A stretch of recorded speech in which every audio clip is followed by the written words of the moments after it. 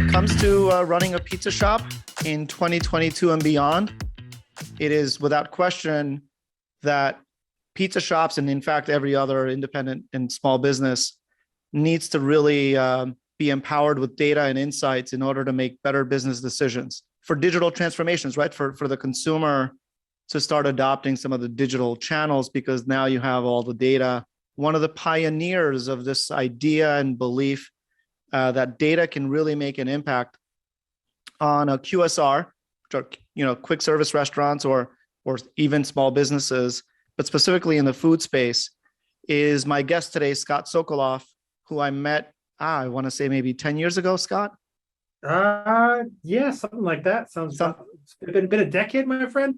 Something like that, maybe 7 years ago. But Scott pioneered this idea that insights and data, as consumers adopt digital channels, can drive an incredible virtuous cycle performance in these businesses over time. And you did that at Domino's in 2009. And I'll let you give a quick background. But I'm incredibly excited to have this conversation with you because you were one of the first people that educated me on the power of data, on the power of these insights, understanding consumer behavior, and then designing programs around that behavior in order to make sure that more and more customers, in essence, behave the way a pizza shop would want them to behave. Perhaps it's ordering more during lunch. Maybe it's ordering more, during non-super busy days like Monday or Tuesday. But, I remember that conversation still till this day. And I reached out to you a few weeks ago because I thought this conversation would be incredibly powerful. So welcome to How You Slice It.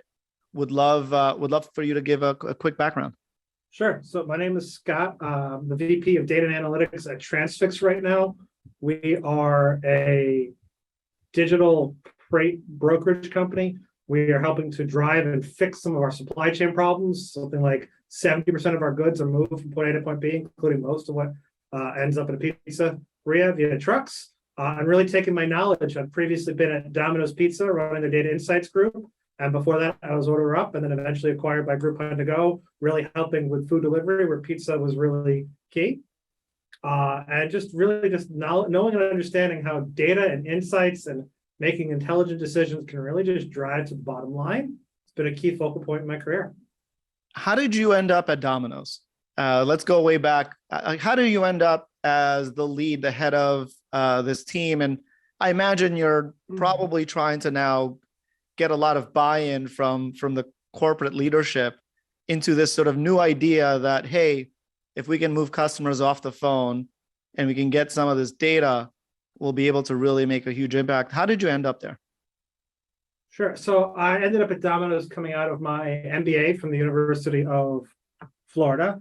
I was just looking for a company place in areas where there's a lot of data that's available, usable, but the potential hasn't been unlocked. So the big driving advantage that Domino's had at the time was they owned their own point of sale system. And just knowing and understanding that data meant opportunities galore of what could take place. If you know the value of the customer, know what they're ordering, know when they're ordering, know when they're going to want to order, you can really drive insights and impact. And then I eventually moved over to food delivery in general. And the same thing. We're just having these online food delivery platforms, similar to Slice, but it was an Order Up, eventually Groupon to Go, and just to have the intelligence and sharing it with end decision makers running restaurants that there's value to be had in knowing who your customers are and being able to deliver the experience they're looking for. And you've got a lot of experience working with restaurant operators, again, first with franchisees at Domino's, and then I imagine a lot of independent operators at Order Up, eventually Groupon, to your point. How do you think, in your view, how does food and specifically restaurants and data intersect? How do you see that intersection? So to me, the intersection is really simple. It's insights and understanding. Data is great. It exists on paper. It exists in a database. It exists on a spreadsheet. But what people really care about is driving to decisions that are going to impact the bottom line.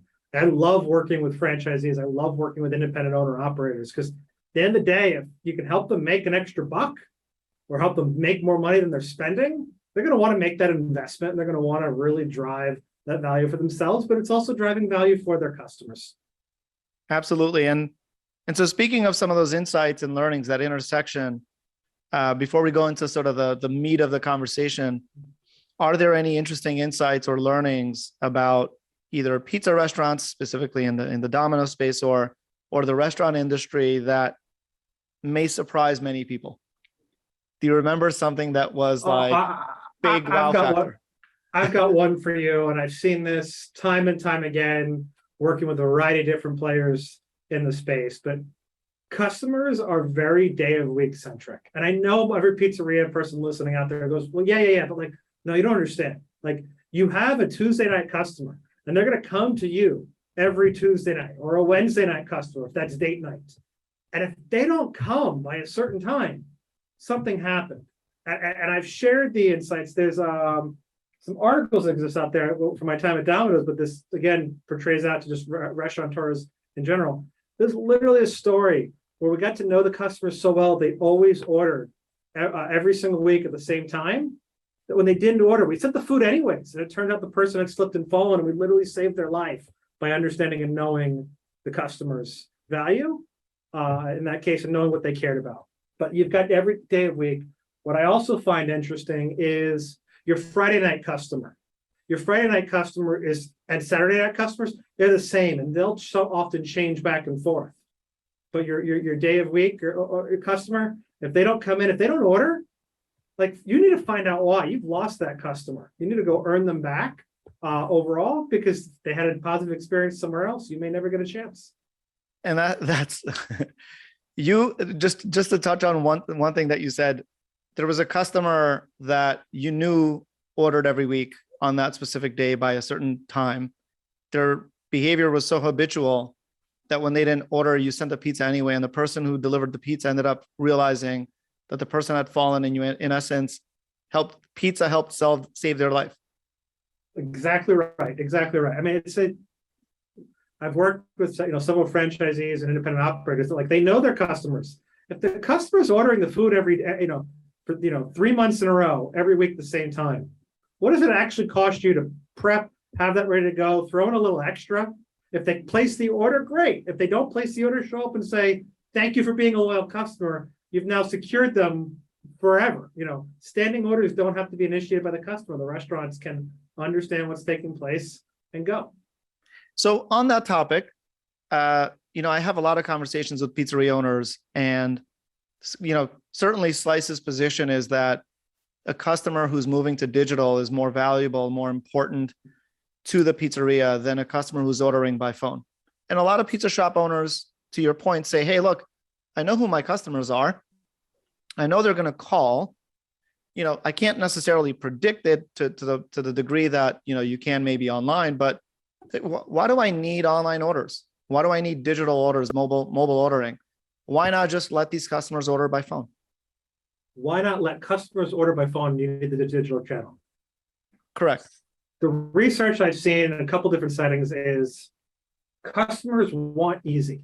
So, some people, you can see like Xbox ordering and video game ordering and various different, major pizza retailers, but they want easy. You can make it fast, simple, and easy for them. They're going to order more frequently. They're going to order more often. If you look at like whatever it means to upsell, if you look at your phone upsells and you do a good job online, you look at your online ordering upsells, you can see not just as the online more because they happen to those types of customers, but when customers migrate from phone ordering to online, their ticket goes up. They don't feel rushed. They have the time to peruse. They can make the decisions. And generally, you've increased, not only get frequency, but you've increased the value of every individual order. And is this happening everywhere? No, but it happens often enough and frequent enough that like making the shift is worth it. And again, if it's one button ordering, it's fast and simple and easy. Everybody here has been in a rush. They've only had a minute. They need to figure out dinner. If you can just come on in, click reorder the last order or reorder a saved item, it's done. You don't have to worry. Are they going to pick the phone up? Am I going to put on hold? Is this going to be a 1 minute activity or 10-minute activity? And that uncertainty just goes to the service expectations and helping to, deliver a positive experience to customers. What did you learn in terms of benefits to the shop side? What did you learn in terms of, moving from phone to digital? What were some of the benefits or some of the efficiencies that were unlocked for the actual restaurant, for either the franchisee or the restaurant at Order Up? Short answer: you have lower labor understanding, and you can better deliver expectations. If you've got a digital board and digital order history in front of you, you can know and make sure customers understand how long it's going to take them to get their food, versus just saying, "Oh yeah, 30 minutes," or "Oh yeah, now." But knowing that information, having it in one place, and humans are smart. Computers with humans are going to get you better insights, better understanding, better experience. And I remember you telling me a story at Domino's. One of the first things you realized was that there were these sort of demand curves of customers, right? Lunch and then dinner. And at some point, I think you ended up realizing that you didn't have an oven capacity problem. You had a phone capacity problem, and you had sort of this plateau that would happen at the top of each bell curve that kind of helped you all realize that, wait, there are a ton of people who are now trying to call at the same time. We don't have enough people to answer the phone or enough phone lines open, and therefore we're now just losing business.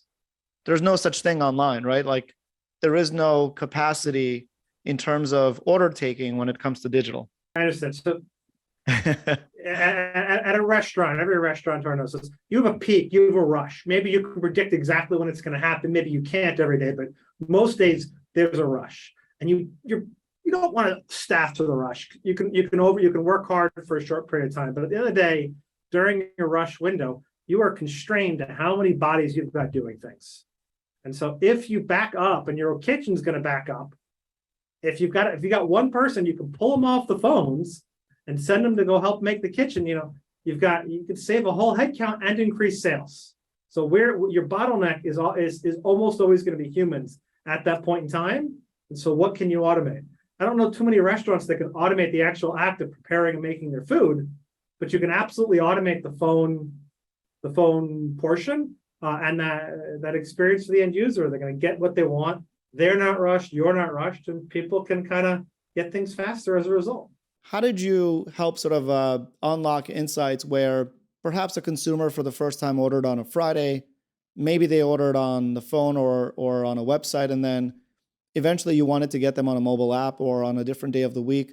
Were there any patterns that were sort of really easy to spot once you had critical mass in terms of consumers online? Yeah, so you had consumers online. We saw this at Domino's. I've seen this when I did some work at Burger King, as well as Order Up and Groupon. This notion of like a customer. Customers are like use cases. They want lunch for themselves, lunch for their family. They want dinner on date night for their kids. They got the party event. They're a use case. Those use cases map to day of week, but not necessarily. And so if you can try to understand what's the use case that you've gotten from somebody, and then what else are their possible use cases, and try and drive those types of experiential changes. But it really takes a density of information to understand, is a 2-pizza order a family order for somebody? Or is that the date night? Or is that the party order? Where did the pattern break? And the moment you get that pattern break, you get that shift, like drive and try to drill in and try to own that occasion. There's a density of data needed. If you're doing this by paper and pencil overall, you're not going to notice. Maybe the person knows that, this address when they always orders 2 pizzas, and they're getting a ton of sides this time, or they order side and there aren't any sides. That can be a trigger for a new occasion. It's not necessarily a lost revenue. It's possibly incremental. And, you just volume, mass reporting, insights, it's digital, but it's having your data recorded in a point of sale system. In terms of other insights that became really important to the business. So, as you move customers online, you get all these insights. Walk me through some other big, like game-changing learnings that you went through, whether it's at Domino's or Order Up, as you got critical mass in terms of data, whether it's, service expectations. Maybe, for Domino's, it was, hey, we can now tell where we can open up more locations. Walk me through the value of data and having those customer insights beyond just the ordering experience. Sure. Let's talk locations, because I Sure. think the insights here are going to be very confusing to folks, which is most pizzerias are located downtown in the middle of the city. And as anybody who's ever driven for one knows, it's hard to get in and out of there. Not only that, if you're in a smaller town overall, where the towns are near enough to each other that like you can go from one to the next, if you're downtown in one, you're viewed as the pizzeria for that town. But data and insights and overall understanding, and similar to the logistic business I'm in right now in a hub and spoke style model. Instead, if you can be, I'll call it the T intersection. The road you're driving down, you just came from one town. If you go left, you go to one, you go right to go to the other. There's nothing in this field. If I was opening up a pizzeria, that's where I'd open, because now I'm not covering one town, I'm covering all three. And I've got triple the size of my customer pool. And like, if you frame it that way, it's obvious. Now, maybe my carryout business is going to be a little smaller and a little lower. But I don't know. I think a lot of your customers, if they could triple the size of the delivery business and have their carryout business, I think net that's the benefit. Plus, real estate's cheaper. And so I've seen that time and time again. Anybody doing food delivery, it's a similar concept where people are now talking about like trying to set up ghost kitchens. Can you just go solve the business you're trying to go solve, and anything else is secondary and a benefit? Interesting. So it's sort of a Venn diagram of towns, and you want to really find yourself on the fringes of multiple towns where you're not labeled as, the pizza shop of New York City or the pizza shop of Philadelphia, but instead you're sort of on the fringes, maybe somewhere in the suburbs of New Jersey, and you can sort of serve both. I know that's at much greater scale, but really it's about finding those fringe areas, right? Yeah, between one or two towns. And again, the huge benefit I found with the restaurateurs and franchisees is like, nobody usually wants that real estate. It's going to cost a whole lot less. And again, your delivery network, instead of opening 3 stores, you open 1, but you get the same profile. And maybe instead of being the number 1 pizzeria in the town, you're the number 2, but you're number 2 in all 3 towns. That's right. That's right. I don't know. I'll take being 2, and I'll take having 3 times the sales. So interesting. What are some service expectations, or what were some of the main reasons why customers ended up not ordering further than their last order? Saw this anytime I've looked at food delivery data, and this is counter to what a lot of people believe, but customers don't actually care about how long it takes you to get their food. But what they do care about is that when they ask you how long, or if they don't, they've created an expectation in their head, so you need to set their expectations, but that expectation is met. If you tell the customer half an hour and then you deliver it in 40 minutes, you deliver a negative experience, and you may lose that customer.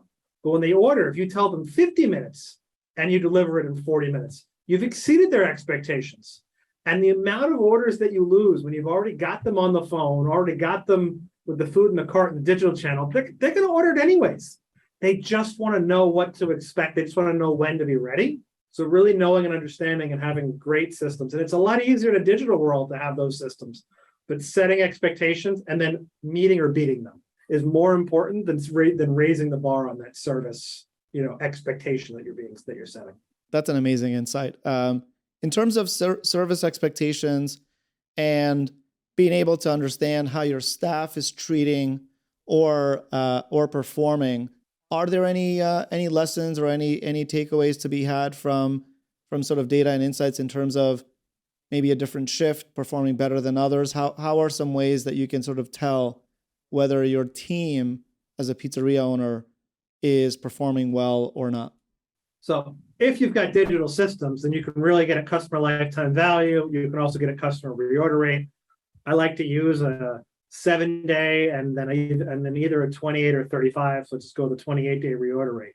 But you'll see that customers who talk to people on the phone, you'll actually see a shift within the same, overall of like, hey, people that talk to, employee 1, reorder within 7 days or with 50% of the time. And employee 2, who they're working the same shift, they only reorder 30% of the time. So you can see that. And the insights, when you're trying to drill into who, what, where, it wasn't training. It wasn't like even, do they upsell or not? It was a simple question. Does the employee want to be talking on the phones? If your employees don't want to be on the phones, making them answer the phones for your customers and deliver a negative experience to them in today's labor market, they're going to end up leaving you as well. So really make sure, ask your employees, do you enjoy being on the phones? And if not, find out why not. And then you can train them up on that skill and give them comfortability. But don't force them to be on the phones. I know you may require that they have to clean up at the end of the night. That's fine. That's a back of house. But front of house activities, they've got to want to be there. They've got to be engaged, and then they drive the value for you. I mean, it's such an important point because, as we know, I mean, anyone listening can agree to this, which is call a pizza shop on a Friday night and try and place an order. I think one of the first things I know that happens is before I can even finish saying, hey, I want a large pizza, the response is almost always, is that all? There's almost never an upsell. There's a lot of noise and commotion in the background. And look, it's pretty clear that the person answering the phone, rightfully so, by the way, is managing 4 or 5 other tasks. And the phone is a chore.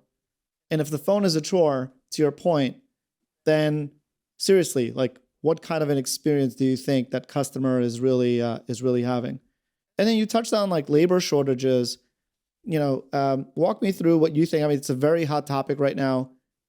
How would an individual independent pizza shop, how would they solve or at least have some way to combat the pressures of labor shortages and the requirements of having to manage a staff and team that sometimes doesn't show up randomly? What do you think is sort of the right approach to understand how to solve that problem? So we spoke earlier about really understanding customer lifetime value and driving the customer experience, but your employees, they're getting an experience as well. Understanding what they want, what they care about, how to really drive an impact to them. I know in your business, it's the same as in my business, in any business. If people like working there, they're going to naturally help you find other people. And there's a labor shortage if you're not managing your employees and taking care of them. I know there's an adage in a lot of the restaurant business, so treat your employees like family. And I'd say treat them better than family. Treat them so that they're having a positive experience. And they want to go tell everybody how great it is. Couldn't agree more. And obviously going back to the other point, which is making sure your team, your staff is focused on the things that they enjoy, the parts of the business that they can make an impact around, and doing less of the things they don't enjoy, like answering the phone, could be another really important unlock. One of the other things I remember talking to you about was how powerful the Domino's Pulse system really became to Domino's, because I think from what I remember, they were the first company to require a consistent system across all of their locations in order to unlock insights and data from sort of the network level, and then be able to apply that to the individual franchisee. And I remember early days, you were like, figure out and try and get all of these shops to adopt some sort of point of sale, because that is sort of the brain of the operation. Walk me through sort of that belief again, and why you believe so strongly in the value of a point of sale at a shop. So that knowledge and that insight. So before Domino's, I was actually did some work at Burger King. And Burger King had just finished, a brand new point of sale vendor performance and RFP, and it brought it on. And they neglected it as part of to require getting the data. And so some stores, they couldn't get the data out of the POS systems, and other stores you literally had to, go in with a USB every day and download it from each individual system. And it was just a whole effort. And I saw from where the stores where they had the data, just the insights that could happen. If you have data overall, we saw that at Domino's. I've seen that, with some of the work we did at Order Up and Groupon to Go. Just, do you know what's being bought or when it's being bought? You can understand pricing sensitivities. You can understand your margin. You can understand performance. And if you do so at a scale, if I solve it once in one location, the reporting, the insights, the understanding, the decisions can all drive. And so it's almost minimal incremental work. So I know that Slice has their own POS system. I know you guys offer reports, but like you build it once for one store for one location, and somebody figures out something how to do something with it. Everybody else benefits in kind of a collective mutual good.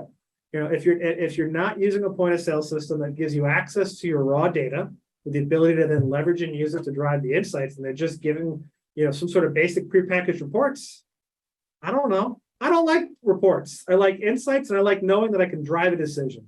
So if I'm struggling today with, shoot, I've got a bunch of dough balls that are like about to be blown. I've got to move medium pizzas. How much do I need to do? How much do I need to shift and move to focus that? Can I do it verbally? Can I just say, hey, if all medium pizzas half off, or if it's large pizzas, hey, hey, you ordered a medium. Can I make it a large? You're like, where are the levers? And then tracking and keeping that historically can know what works for you individually, even though you're taking the global logic approach. Yeah, and having that point of sale system in place is really only the first step, because that is the system that is collecting the data. It's taking in all the information, whether it's from the customer side, the employee side, the operations and workflow. It's sort of a repository of all this information, rich data that on its own, it's just a bunch of numbers or sentences. It's, to your point, just a bunch of reports. In order to turn that into insights, what information should a shop owner or an operator look at in order to turn pure data into actual insights? Where would you start, and how would you sort of frame that?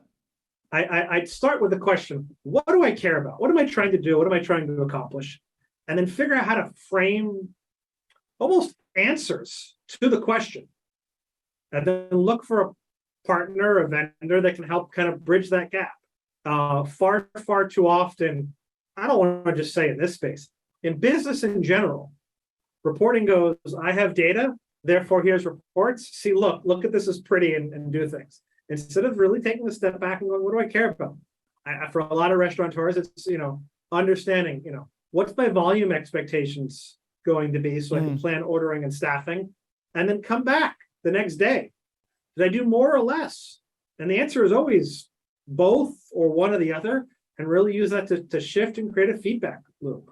You're trying to understand how to drive new customers, know what you're doing, where you're focusing. I know, one of the best activities from a marketing perspective on a cost basis is just being places and handing out flyers. But if you can track not just what the coupon codes on those flyers are, but where you hand them out, to seeing and understanding, oh, my order expectations on the northeast part of town were 30 orders per day, and I did 50 the day afterwards. I got at least 20 orders from that. Shoot, I'm going to go do more flyers there. Like, that's where that's really driving an impact. And just hypothesis testing, looking at the answers, evaluating, and just making decisions is what's most important.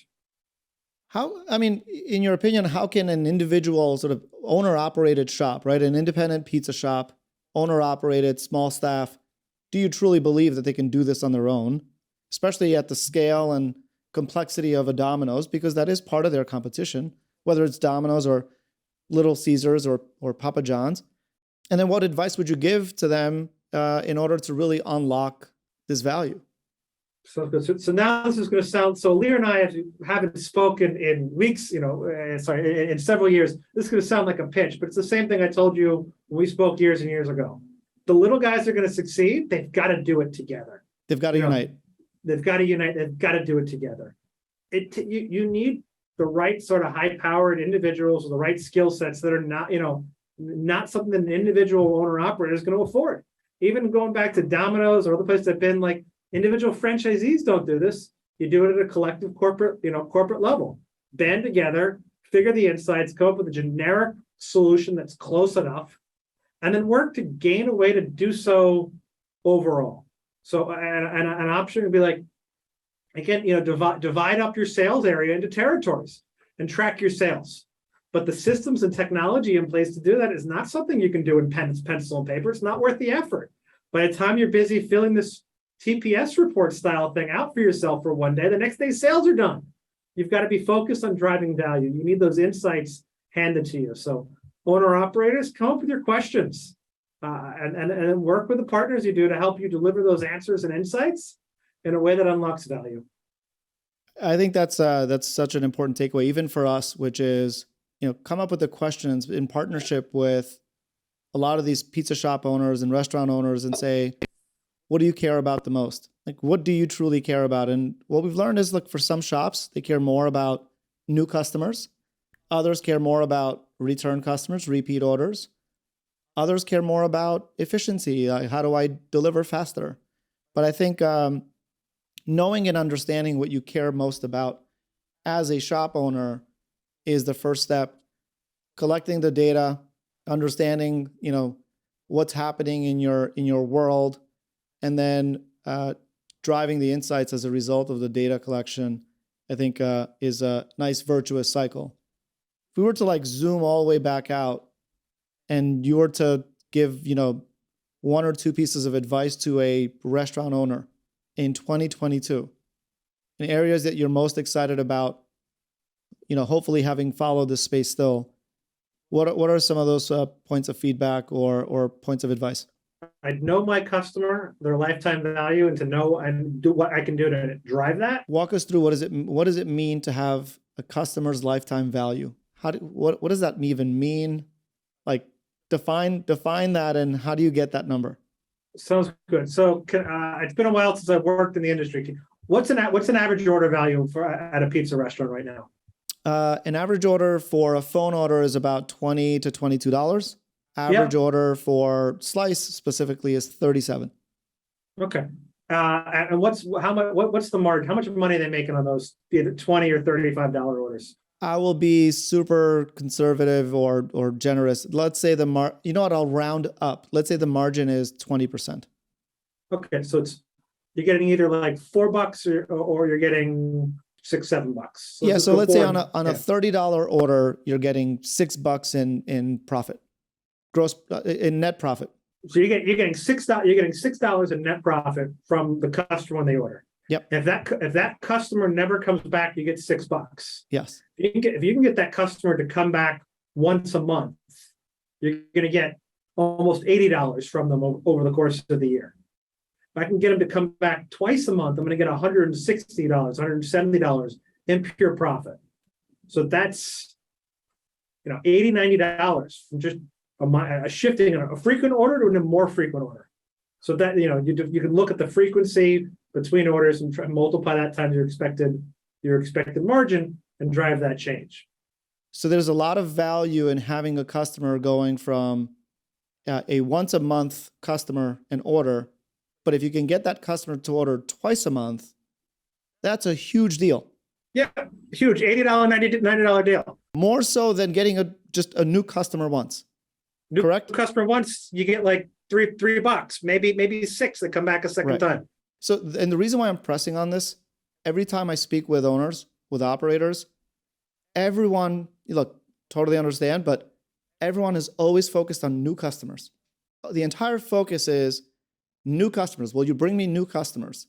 And it's been my strong belief and pushback for years is to say, hey, new customers are important, yes, but in orders of magnitude more important is your existing customer and whether you can do two things. One, get them to order more frequently, and we'll come back to the definition of that LTV, and get them to order more food every time. So increase the average order value and increase the frequency of your existing customer. You can actually much faster, much quicker, you can double your business that way than by simply focusing on new customers. And so this is why I'm pushing on it. And so coming back to the lifetime value of the customer, to your point, you have a person who's ordering once, you're making $6. I'll pass it back to you. Yeah, if you're ordering once, you make $6. You get them to come back a second time, great, you make 12. Okay, I don't know. Most of the time, my marketing activities, it costs me more than that to acquire the customer. Whereas if you look at the customer you've already got coming through the door, if you can, again, take the once a month, it's already somebody who's ordering from you frequently. You can turn them into a twice a month customer. You've really made a big growth impact to your business. That's equivalent to getting 12 new customers, in a sense.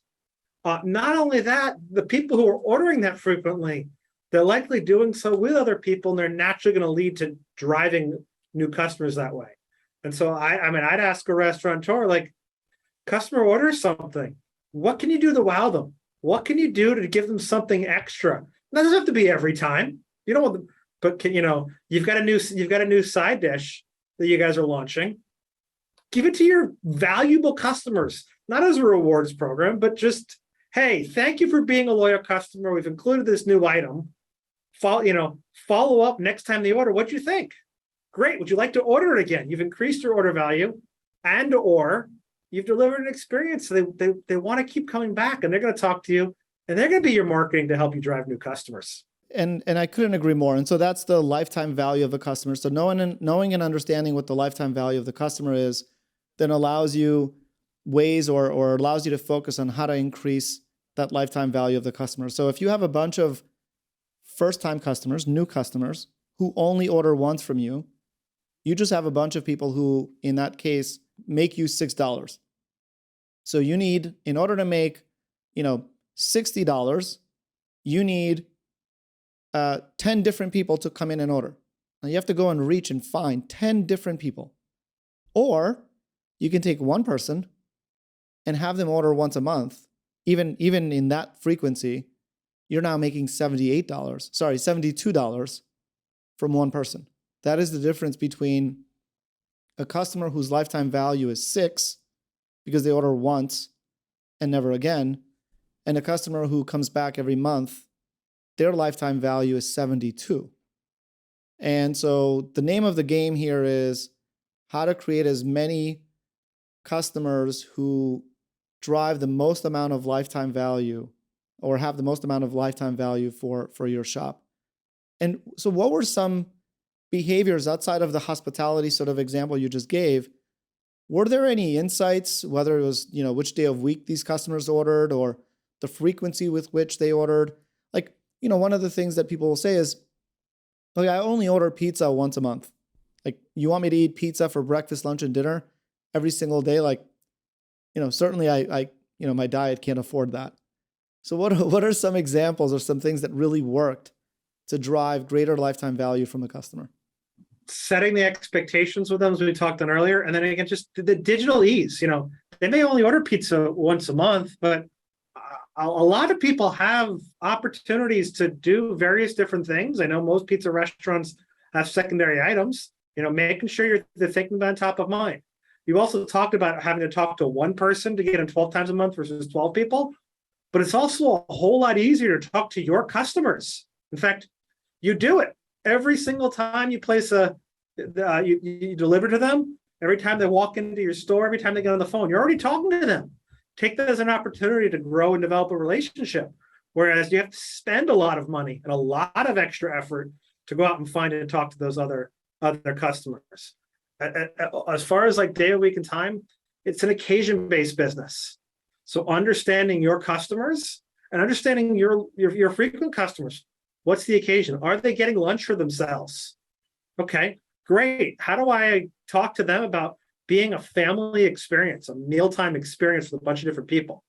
If they're ordering it only in large volumes, only in large, very, very large orders, that's great. And maybe in that case, you're not looking to drive their order. How can I say, hey, can I send you a free pizza as a standalone item and demonstrate to them that this occasion where they don't have to order for a large group?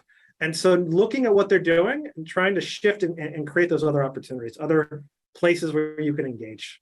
One of the things you just touched on was, at the book end of the experience, which is when you deliver, you engage with that customer. There's an interaction with the customer. But we live in a world where third-party delivery companies like a DoorDash or a Grubhub or an Uber Eats, there's some pizzerias who are like, hey, look, it's fine. DoorDash will go and deliver it. What do you think about, what's happening in the space where the delivery is now being quote unquote outsourced to someone you don't know? I'm just going to share a personal experience for me from last week. Sure. I tried to order food through one of these third-party delivery apps, and the driver just couldn't find my location. And in my opinion, I'm in New York City. I'm on the grid, it's very easy to figure it out. They didn't like road was closed off. They had to, they would have to drive around a bit. And they just said, forget it, because they're getting paid on volume. They're not a partner with you. You're hiring an independent contractor who's got to deliver 4, 5, 6 times an hour in order to make a reasonable wage. Whereas when you're paying them and you're controlling that experience overall, like, they care about your business and they care about your customer. They're working for you. And so if they're ordering online, this is the only interaction they're having with you and your brand. Do you want that interaction to be with somebody who, frankly, doesn't care? And so no one understands that's incredibly important. Can you use it for overflow? Sure. But should you be using it as a primary metric? Not if I was interested in growing my business, I wouldn't be. So that's so interesting. And it is a volume game, which is that driver is fine with dropping customer A's order in order to make sure that I can deliver customer B, C, and D.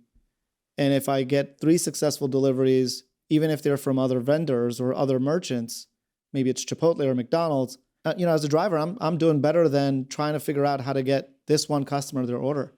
And going back to that customer lifetime value example, well, that is certainly one way to reduce the customer lifetime value of your shop.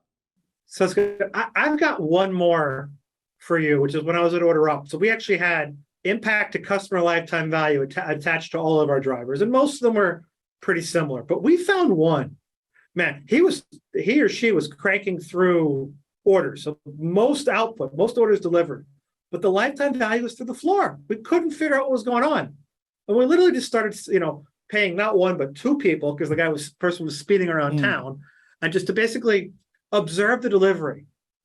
What we found is leaving food on stoops and doorsteps and just being like, hey, your food's delivered and running, which I know is now happening with the post-COVID world, where drivers just got used to, I don't have to come up to you. I can just, leave the food and run, whether you get it or not, I don't care. On my steps. But we physically observed them literally kicking the cat. Like, they didn't care. They were upset. Literally we have video of this human kicking somebody's cat and then dropping the pizza off and like pushing the I delivered button and running. By the way, they delivered many times, like, next door. They didn't care. They were just, to them, it was a volume-based situation. You need people who are partners. These are your touch points. These are your customers. And if you don't want to own the relationship, you're just looking to be commoditized out. So interesting. This has been amazing. Any parting thoughts? What is one question you would ask a pizza shop owner in order to ignite their sort of thinking to make sure that they're really embracing these insights? I'd ask, it's the same question, but posed 2 different ways. What item on my menu gets people to come back and reorder it again? And what item on my menu do customers not order a second time? And I'd figure out the first one and I'd promote it. And I'd figure out the second one. And I don't mean like don't have it available, but I'd take it off the menu. If somebody still asked for it, I'd make it for them. But I would take it off the listed menu. Those 2 changes will help drive increased customer lifetime value you spoke about. You're going to get more order frequency when people having a positive, and you're going to remove some of those negative experiences. But I've yet to work with a restaurateur overall that didn't have at least 1 or 2 items in both of those categories that they thought were great. But if the customers don't come back and reorder that item, or even worse, don't come back at all, why do you have it on the menu?